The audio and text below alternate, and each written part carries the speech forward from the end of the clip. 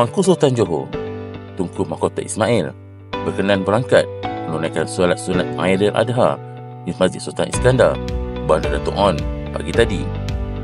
Turut berangkat Tunku Parlimen Johor, Tunku Abdul Rahman Sultan Ibrahim, Tunku Temenggung Johor, Tunku Idris Iskandar Ismail, Tunku Putera Johor, Tunku Abu Bakar dan adik ipar baginda Datuk Muhammad Dennis Abdullah. Setelah menunaikan solat sunat Aidil Adha yang diimamkan oleh Imam Besar Negeri Johor, Muhammad Bukharuddin Ismail, baginda turut bersalaman dengan para jemaah sebelum berangkat pulang.